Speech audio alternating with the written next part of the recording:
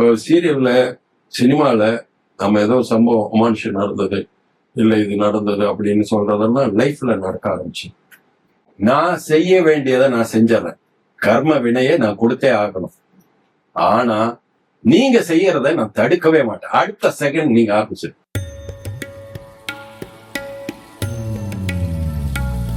படத்தோட டிராவல் போயிட்டே இருக்கு. அப்போ ஒரு அதாவது சாதாரண டைரக்டரா இருக்கலாம், கதாசிரியரா இருக்கலாம், யூனியனிஸ்டா இருக்கலாம். 90கள்ல இருந்து யூனியனிஸ்ட் ஆகிற ஒரு இது கிடைச்சது. அதாவது ட்ரேட் யூனியன் இயக்குனர் சங்கம் அப்படியே அது இன்னைக்கு வரைக்கும் போயிட்டு இருக்கு. ட்ரேட் யூனியனிஸ்டா இருக்கலாம், நடிகரா இருக்கலாம். ஆனா இது எல்லாமே எல்லாரும் செய்யக்கூடியது. இதை மீறிய ஒரு விஷயம் லைஃப்ல நடந்தது. அது நான் எதை தேடி போனனோ, ஸ்பிரிச்சுவலா, ஒரு ஃபேண்டசியா, ஒரு அதாவது மிராக்கலா, ஒரு அமானுஷ்யமா அப்படின்னு படங்கள்ல எல்லாம் சீரியல்ல எல்லாம் சொன்னதை வாழ்க்கையில சந்திக்க ஆரம்பிச்சேன். இதுதான் இன்னைக்கும் நான் அமைதியா ஆனந்தமா இருக்கிறதுக்கு காரணம் மற்றவர்களுக்கு அந்த வாய்ப்பு கிடைக்கும், அவங்க பயன்படுத்திக்க மாட்டாங்க. இல்ல அந்த வாய்ப்பு அவங்களுக்கு கிடைக்காம கூட போயிருந்தான். எனக்கு அது கிடைச்சது ஸ்பிரிச்சுவல் அப்படின்றது. அது நான் ரொம்ப தேடி அப்படிலாம் போகல. ஏன்னா என்னை பொறுத்த வரைக்கும் நான் நடைபயிலும் சிறுவன் ஒரு கடை வைத்த பாவனைகள் நாத்திகம் பேசி நின்றேன். யார்? கண்ணதாசன் சொல்றார். அவர் அப்படிதான் பேசிட்டு இருந்தார். ஆனா பிறகு அர்த்தமுள்ள இந்த மதம் அப்படியே எழுத ஆரம்பிச்சு மிகப்பெரிய ஒரு இதுவானார். அவரோட இது நிறைவு காலமெல்லாம் திருக்குறானையும் சரி, அதாவது பைபிளையும் சரி, அதே மாதிரி கீதையும் சரி, அவர் எல்லாத்தையுமே அப்படியே உள்ள கொண்டு அது எல்லாத்தையுமே சித்தர்கள் பாடல்கள் எல்லாத்தையும் கொடுத்தாரு. ஆனால் அவர் திராவிட இயக்கங்கள் அது இதுன்னு நெருங்கிய டிராவல் ஆனதுல இது சொல்றார். நடைபயிலும் சிறுவன் ஒரு கடை வைத்த பாவனையில் நாத்திகம் பேசி நின்றேன். அப்புறம் எப்படி மாறினார்ன்றது எனக்கு கொஞ்சம் ரேஷனல் தாட்டோட இருந்த ஒரு இதுதான் இருந்தது. சித்தர் பாடல்கள் எல்லாம் ஒரு வீட்டுல நான் பிறந்தப்பே என்னை சுத்தி புத்தகங்கள். அப்பா ஃப்ரீடம் ஃபைட்டரு, கோவில் ட்ரஸ்டி மாதிரி அவர் எல்லா கோவில் விசேஷங்களும் அவர். அப்புறம் மார்கழி மாதமானா அவர் கோவில்ல அப்படியே மைக்கு முன்னாடி பாட ஆரம்பிச்சாருன்னா அந்த பாசரம் ஊரெல்லாம் எதிரொலிக்கும். கோலம் போடுறவங்க, ஆதர் சேகண்டி அடிச்சு வரவங்க எல்லாருக்காவது கணீர்ன்ற குரல். அவர் பார்க்கறதுக்கு நேதாஜி சுபாஷ் சந்திர போஸ் மாதிரி தோட்டத்துல இருப்பாரு. குரல் அப்படி கம்பீரமானது. அவருக்கு பழைய சூடாமணி, நிகண்டு இதெல்லாம் ரொம்ப அத்துப்படி. இந்த கோயில் விசேஷங்கள் அப்பவே நவராத்திரி, கலை இலக்கிய பெருவிழா அது நடக்கும். என்ன சின்ன வயசுலயே கிரிதாரி பிரசாத், கீரன், கிருபானந்த வாரியார் எல்லாரும் விரல் பிடிச்சு அழைச்சிக்கிட்டு போற ஒரு சின்ன பிள்ளையா நான் இருந்ததுல எப்படியோ கரண்ட் பாஸ் ஆயிடுச்சு அந்த ஸ்பிரிச்சுவல். அப்புறம் ஊருக்கு கிருபானந்த வாரியார் வர்றாருன்றத சுத்தி இருக்கிற 40 வில்லேஜுக்கு எப்படி சொல்லணும்னா, கூப்பிடு கண்ணனை.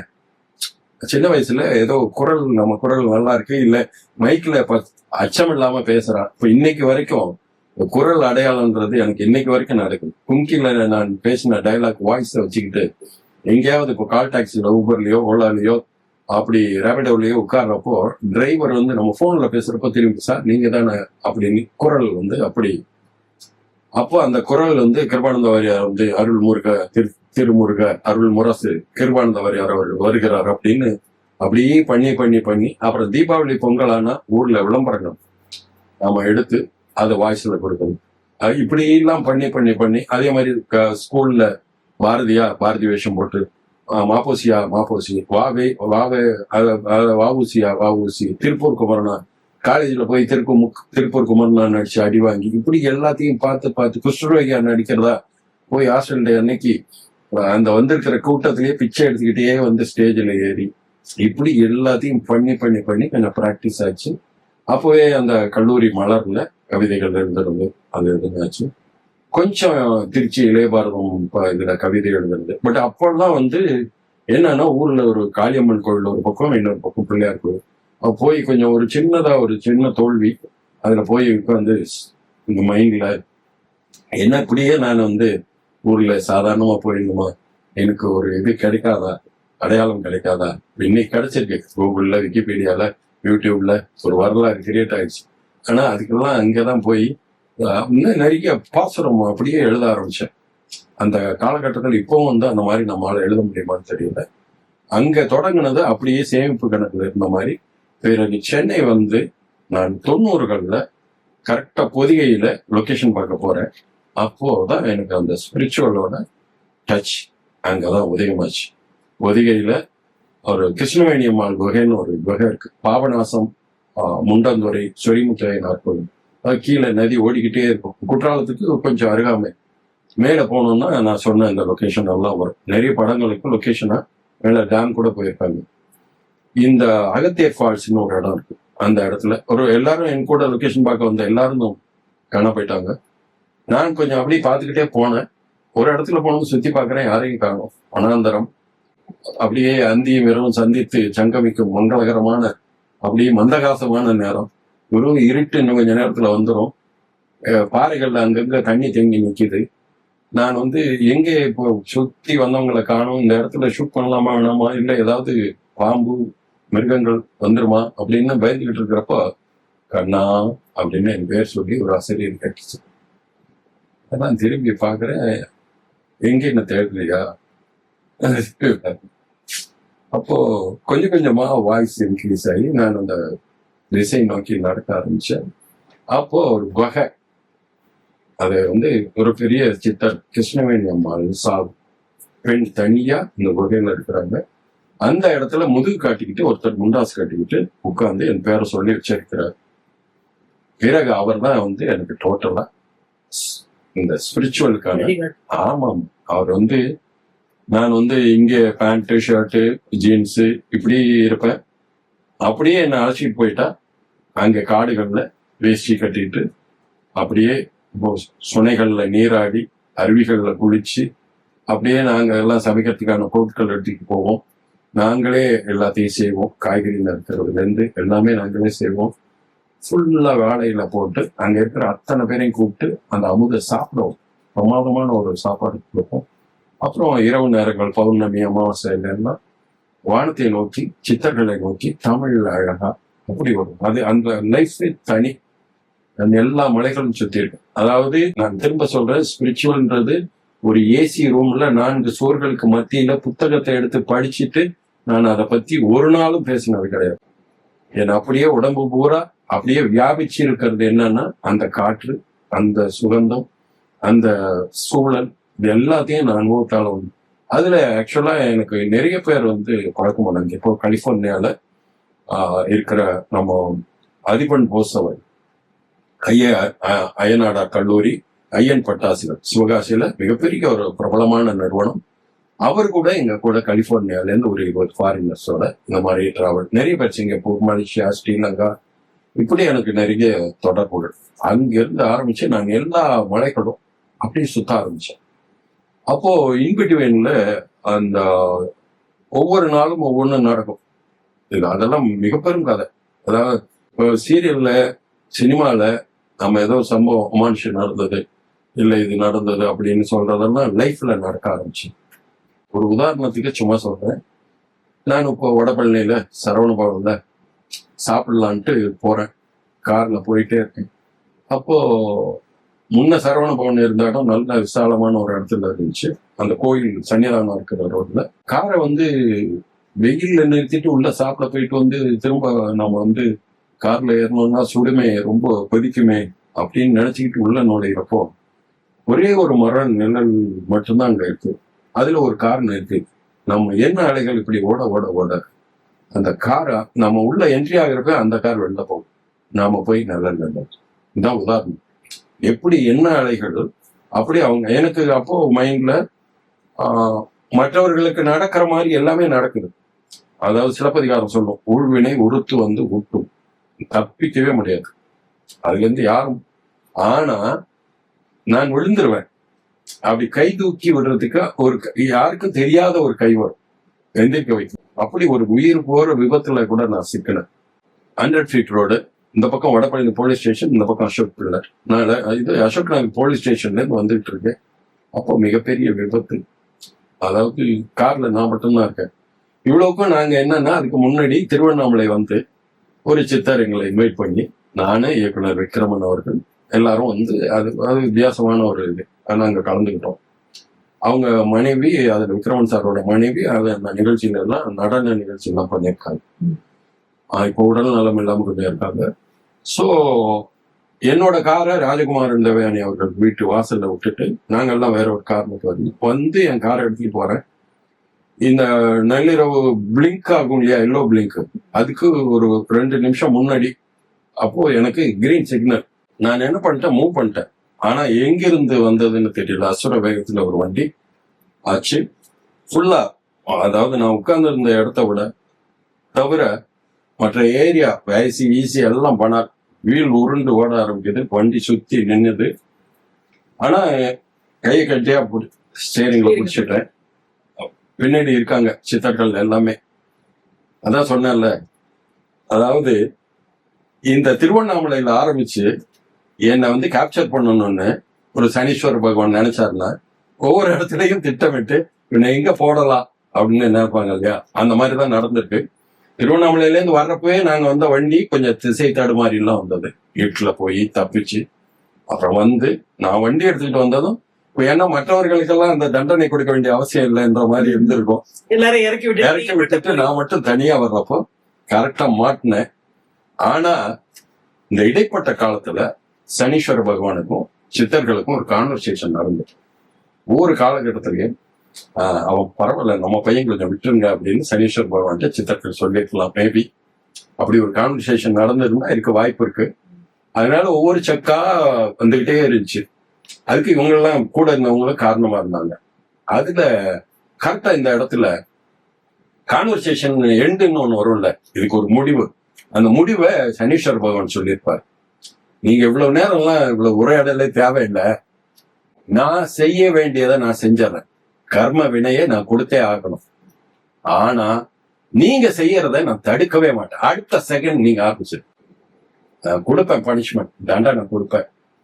நீங்க ஆரம்பிச்சீங்க அடுத்த செகண்ட், அது நான் தடுக்கவே மாட்டேன். அப்படி ஒண்ணு நடந்ததுதான் அந்த ஆக்சிடென்ட். நான் அப்படி பிடிச்சிருக்கேன், என் காலில இருந்து ரத்தம் வழிய ஆரம்பிச்சு. பாத சனின்னு மக்கள் சொன்னாங்க. நான் அதெல்லாம் ஒண்ணுமே பார்க்கல. அதாவது ஒரு செகண்ட் மேல போயிட்டு அப்படி பார்த்துட்டு வர்றதுக்கான ஒரு அடையாளம் மாதிரி. அப்போ எங்க இருந்துதான் வந்ததுன்னு தெரியல, பின்னாடி ஒரு வண்டி வந்து நின்றுச்சு. நீங்க செய்யறத நீங்க ஆரம்பிச்சீங்கன்னு அவர் உத்தரவு கொடுத்துட்டாருல. ஒரு மிலிட்டரி டாக்டர் இறங்கினாரு. அப்படியே அந்த புத்தூர் எலும்புக்கட்டுன்னு ஒரு அந்த பிளாட்ஃபார்ம்ல என்னை தூக்கி மடியில போட்டு வெள்ளை சட்டை வெள்ளை பேண்ட் போட்டு ஐஸ் வாட்டர் எடுத்து ஊத்துனாரு. தன் கட்சிப்பையே எடுத்து கட்டினாரு. அதுக்குள்ள கால் டாக்ஸி ஒண்ணு வந்தது. எப்பவுமே நம்ம கூப்பிட்டா கூட வராது. சார் வாங்க, இங்கதான் விஜய் ஹாஸ்பிட்டல் இருக்கு, போலாம் அப்படின்ட்டு இந்த தூக்கி அள்ளி போட்டுட்டு போக எத்தனைக்கிறப்போ 3வது ஒரு ஹீரோவோட கார் உண்டு. அவர் சார் யாக்கண்ணன் சார், ஐயோ அப்படின்னு பின்னாடியே தொடர்றாரு. நான் உள்ள போறேன். எப்பவுமே தூங்கு முஞ்சித்தனமா இருக்கிற விஜய் ஹாஸ்பிட்டல் அந்த வாசல். ஏன்னா 12 மணி மிட் நைட்டு, உள்ள யாருக்கும் அவ்வளவு இது இருக்காதுன்ற காலகட்டத்துல ஒரு ஆள் வெளியில நமக்காக தயாரா நிக்கிற மாதிரியே இருந்தாங்க. உடனே போனாங்க, ஸ்டிச் பண்ணாங்க, எந்த அனஸ்தீசியா இதுவும் இல்லாம கொடுத்தாங்க. நான் திரும்பி பார்த்தேன், அந்த மிலிட்டரி டாக்டருக்கானும் டாக்ஸிக்காரருக்கானும். இதுதான் உண்மை. அந்த ஹீரோ என்னை மிட் நைட் வரைக்கும் கூடவே இருந்து விடிய விடிய இருந்து, நான் ஒரு ஃபோன் பண்ணேன் என்னோட கிளாஸ்மேட் வந்து இன்ஸ்பெக்டர் இருந்தார். நீங்க போங்க, வண்டிக்கான இன்சூரன்ஸ் பேப்பரை நைட்டே கொடுக்க சொல்றேன். அந்த எல்லாம் உடனே நீங்க பாத்துங்கன்னு சொன்னதுக்கு என்ன, நான் போலீஸ் ஸ்டேஷன்ல போறப்ப கூட எனக்கு காஃபி எல்லாம் உபசரிச்சு கையிலேயே இன்சூரன்ஸ் பேப்பரை கொடுத்து அனுப்பிச்சாங்க. இதுதான் வந்து இந்த மாதிரி ஒவ்வொரு, இப்போ சரவண பவன்ல சாதாரண ஒரு கார் நிறுத்த போறது இடத்துல இருந்து ஆரம்பிச்சு ஒவ்வொரு தடவையும் இந்த மாதிரி ஒரு மிராக்கல் அமானுஷ்யம் நடந்துகிட்டே இருக்கும். லைஃப் என்ன அப்படி இருக்கேன்னு நினைக்கிறப்போ அதுல ஒரு சுவாரஸ்யம் தர்றதுக்கு அவங்க வருவாங்க. நான் வடக்கு பொய்கநல்லூர்ல போய் ஒரு நாள் ஒரு தயாரிப்பாளர் அழகன் தமிழ் மிகச்சிறந்த ஒரு ஆன்மீகவாதி, அவர் அழைச்சிட்டு போறார். அப்போ வந்து இவ்வளவு பெருசாலாம் இல்லை. நாகை பக்கத்துல வடக்கு பொய்கநல்லூர் கோரக்கரோட இடம். கோரக்கர் யாருன்னா ஆயுளை நீட்டிக்கலாம், அதாவது உடம்பை வந்து வஜ்ர தேகமாக்கலாம், இதெல்லாம் சொன்னவர். இந்த இறப்பை கூட தள்ளி போடலாம் அப்படின்றதுக்கு உபாயம் சொன்னவர். அவரோட இடத்துக்கு போறேன். எல்லா இடத்துலயும் சிவன் வந்து மூலவரா இருப்பாங்க, சித்தர்கள் வந்து அங்க பக்கத்துல இருப்பாங்க. ஆனா கோரக்கரோட இது வந்து மூலவரே அங்க வைப்பார். அந்த இடம் வடக்கு பொய்கை போனேன். அங்க எல்லாருக்கும் இரவு சாப்பிட ஒண்ணுமே கிடையாது. எல்லாருக்கும் புளியோதரை கொடுத்துக்கிட்டே இருந்தாங்க. நானும் வந்து சரி சாதாரணமானவனா நம்ம போவோம் அப்படின்னு எனக்கு முன்னாடி போன தயாரிப்பாளர் வரைக்கும் புளியோதரை கிடைச்சது. பார்த்தா அங்க புளியோதரை காலியாகி கடைசியா அவருக்கு தான் கிடைச்சதுன்ற மாதிரி இருந்துச்சு. நான் கிட்ட போய் சரி திரும்பிடலான்னு அப்படி திரும்ப போனேன். எனக்கு திரும்ப கூப்பிட்டாங்க வாங்க. போனா எனக்கான புளியோதரை அதுல திரும்ப எப்படி உருவாச்சுன்னே தெரியாது. அப்போ எல்லாரும் புளியோதரையோட தூங்கிட்டாங்க, படுத்துட்டாங்க. எல்லாருக்கும் அதோட முடிஞ்சு போச்சு. ஆனா நான் படுத்துக்கிட்டே வச்சேன். நமனாச திறவுகோள் அப்படின்னு கோரக்கரையே எழுதினார், மலைவாகனமே எழுதினார். ஆக்சுவலா பார்க்க போனா அன்னைக்கு யோசிச்சதுனால பின்னாடி பல லட்சங்கள் அதனால கிடைச்சு. இப்படி ஒவ்வொரு காலகட்டத்திலையும் மராக்கள் நடக்கும். இன்னைக்கு வந்து ஒரு ஆரோக்கிய குறைவு. இப்ப எல்லாரும் சொல்ற மாதிரி நான் விபூதி பட்டை அடிச்சுக்கிட்டு குங்குமம் வச்சுக்கிட்டு இல்ல போய் வரிசையில நின்று தட்டுல வந்து 100, 200, 500 எல்லாம் போட்டு அப்படி அதுல ஊதுபத்தி, கற்பூரம், சாம்பிராணி இதுல எல்லாம் பக்தி இருக்கிறதால நான் இப்பவும் நான் நினைக்கல. ஆனா அது எப்போவாவது அதுவா நடந்தா நான் அதை நிராகரிக்கிறதும் பண்ணல. ஏன்னா லௌகீக வாழ்க்கையில நம்ம சுத்தி இருக்கிறவங்கள நாம வந்து அதை சொல்லி நாம டிட்டாச் ஆயிடக்கூடாது. சரி, அவங்களோட போறப்போ கூட்டத்தோட அவங்களுக்கு என்ன இயல்போ அதை செய்யணும். மற்றபடி எனக்கு அதுல ஈடுபாடு கிடையாது. நம்மோட அந்த ஸ்பிரிச்சுவல்ன்றது இதையெல்லாம் மீறினது. நான் இன்னொன்னும் சொல்றதுக்கு ஆசைப்படுறேன். ஸ்பிரிச்சுவல்ன்றத மூட நம்பிக்கைன்னு சொல்லலாம் அப்படின்னு சிலர் சொல்றாங்க இல்லையா? இல்ல வந்து ரேஷனல் தாட்டோட பாக்குறவங்க இவன் இவ்வளவு படிச்சிருக்கான், இவனுக்கு என்ன இவ்வளவு இது அப்படின்னு கேட்பாங்க. நான் ஒண்ணுதான் சொல்றேன். ஒரு ரேஷனல் தாட்டோட இருக்கிற காலா, அதாவது ஆற்றல், செல்வாக்கு, புகழ் இருந்தாலும் நல்ல மனசோட இல்லை, ஈகையோட இல்லை. நிறைய அப்படி ஒரு ஜீனியஸ் விருதுகள் வாங்குறாங்க, அங்கீகாரம் கிடைக்குது, ஆனா நல்ல மனசு இல்லை. அதே மாதிரி இன்னொருத்தர் சாப்பாட்டை வந்து நாம கொடுத்து அவனை சந்தோஷப்படுத்தணும், அவனுக்கு பசி இல்லாம செய்யணும் அப்படின்ற நல்ல எண்ணம் கிடையாது. ஆனால் இந்த ஆன்மீகம் பேசுறவங்க முதல்ல அந்த பசிப்பினி போக்குற விஷயம், எப்படி மணிமேகலையில சிலப்பதிகாரத்துக்கு பிறகு அது ஆபுத்திரன் கையில ஒரு அமுதஸ்வரபி மாதிரி உருவாச்சோம், அந்த மாதிரி இன்னைக்கு ஆன்மீகம் எங்க போனாலும் இது வந்து மிகப்பெரிய ஒரு இது வந்து வள்ளலாரோட முதல்ல அது அது அது அது அந்த மாதிரி நிறைய இடங்கள் நான் போயிட்டு இருக்கேன். துறையூர் ஓங்காரக்குடி போயிட்டு இருக்கேன். எல்லா நான் போயிட்டு எனக்கு வந்து எப்படின்னா அழைப்பு வரும். நான் வேலைகள்ல இருந்தாலும் நான் போகணும்னு நினைச்சிருவேன். அப்போ ஒண்ணு சொல்லுவேன், என்னை அவங்க கூப்பிட்டுக்கணும்னா கூப்பிட்டுக்குவாங்க. அப்படிதான் மலேசியா சித்தர் நதி மாநாடு எல்லா இடத்துக்கும் நான் 1 வருஷம் 2 வருஷம் இப்படி. அப்புறம் வந்து இப்போ திடீர்னு வந்து வடக்கு பொய்கை நல்லூர்ல சும்மா சாதாரண ஒரு விருந்தாளி மாதிரி அந்த புளியோதரை சமயத்தில் நுழைஞ்சவன் பிறகு கோரக்கரை பத்தியே புத்தகம் எழுதுறேன், கோரக்கராவே நடிக்கிறேன், கோரக்கர் கான்செப்டை பாட்டா பண்றேன். பிறகு கோரக்கரோட புத்தகத்தை அந்த வடக்கு பொய்கை நல்லூர் கோரக்கர் இடத்திலேயே மேடையில மிகப்பெரிய உற்சவம் வைபவத்துல அமைச்சர்கள் புடைசூழ நான் வெளியிடுறேன். ஒரு 3 நாள் 2 நாள் அங்க கலை இலக்கிய நிகழ்ச்சிகள் நானே இருந்து நடத்துறேன், மற்றவங்களை எல்லாம் கூப்பிட்டு. அப்போ இது எல்லாமே அவர்கள் வந்து ஒவ்வொன்றா பண்ணுவாங்க. நாம வந்து ஸ்பிரிச்சுவல்ன்றது நல்லது செய்யறதுக்கு இல்ல, மற்றவர்களை உருவாக்குறதுக்கு ஊக்குவிக்கிறதுக்கு இல்ல, நம்மோட ஒரு அதாவது மன உளைச்சல் இருக்கு, ஒரு சின்ன தொழில் ரீதியா ஏதாவது பிரச்சனைகள் இருக்குன்னா ஒவ்வொருத்தருக்கும் ஒவ்வொரு இளைப்பாறுதலோ இல்ல மருந்து ஏதோ ஒரு வகையில இருக்கலாம். ஆனா ஸ்பிரிச்சுவல் எப்படின்னா உண்மையான நல்ல ஸ்பிரிச்சுவல்ன்றது ஒரு இதயபூர்வமான ஸ்பிரிச்சுவல் நிச்சயமா அதுவா ஒரு மருந்து போடும், அந்த ஒரு காயத்துக்கு மருந்து தான். அதே மாதிரி நான் எனக்கு கண்ணுக்கு தெரியாத ஒரு கவச குண்டலம் எனக்கு இருக்குன்னு நான் எப்பவும் நினைச்சுக்கிட்டு இருக்கேன். எப்படி உடம்ப சுத்தி ஆறா இருக்கும், ஒரு ஆறான்றது நம்ம கண்ணுக்கு தெரியாது, அந்த மாதிரி எனக்கு. ஆனாலும் இளங்கோடிகள் சொல்ற மாதிரி உள்வினை ஒருத்து வந்து ஊட்டும், அதுல இருந்து யாரும் கத்துக்க முடியாது. ஏன்னா அதுக்கு இப்போ இவரு சனீஸ்வர பகவான் சொன்ன மாதிரி கர்ம வினை அப்படின்னு சொல்லலாம். ஆனா இதையெல்லாம் மீறி இப்ப நம்ம நினைக்கலாம், இவன் எல்லாம் நல்லது செய்யறான், இவங்க எல்லாருக்கும் அன்னதானம் செய்யறான், இப்படி செய்யறான், நல்லவனா இருக்கான், இவன் பாவம் அவளு அப்படி ஒன்றும் இதுவா இல்லை, சிரமப்படுறானே கஷ்டப்படுறானே. அது வந்து பேங்க் பாஸ்புக்ல போடுற பணம் மாதிரி, நம்ம வாங்கி வைக்கிற சொத்து மாதிரி. நம்ம பேர்ல எழுதி வச்சிருக்கிற கண்ணுக்கு தெரியாத ஒரு லேண்ட். அது இன்க்ரீஸ் ஆகிட்டே போகுதுன்னு அதோட வேல்யூ. அது யார் அனுபவிப்பா கடைசியா? நம்மளோட சந்ததி. அந்த மாதிரி சந்ததிக்கு மிகப்பெரிய ஒரு இது ஸ்பிரிச்சுவல்ல கிடைக்கும். கண்டிப்பா சார். உங்களுடைய அனுபவங்கள், உங்களோட பாதை பயணம், இப்போ நீங்க டிராவல் பண்ணிட்டு இருக்கிற விஷயங்களை கேட்டா நிச்சயமா நம்மளுக்கு ஒரு நாள் போராது. நம்ம 40 நிமிஷம் 1 மணி நேரம் தாண்டி இன்னும் 2 மணி நேரங்களுக்கு தாண்டி நம்ம போயிட்டு இருக்கோம். இருந்தாலும் சுவாரஸ்யம் குறையாம நிறைய விஷயங்களை பேசிட்டு இருக்கோம். அந்த நாள்ல உங்களோட பயணம் எப்படி ஆரம்பிச்சது, இப்ப நீங்க எதை நோக்கி போயிட்டு இருக்கீங்க, இன்னைக்கு இருக்கிற இளைஞர்களுக்கு ஸ்பிரிச்சுவல் அப்படிங்கிறது என்ன இருக்கு, ரேஷனலிஸ்டா இருந்து கூட இதுக்குள்ள எப்படி நுழையலாம், இது எந்த அளவுக்கு ஒரு ஆத்ம திருப்தியை கொடுக்கும்னு உங்களோட அனுபவங்கள் நிறைய எங்களோட பகிர்ந்துருங்க சார். அதுக்கு முதல்ல நன்றி. மிக்க நன்றி. மிக்க நன்றி. வணக்கம்.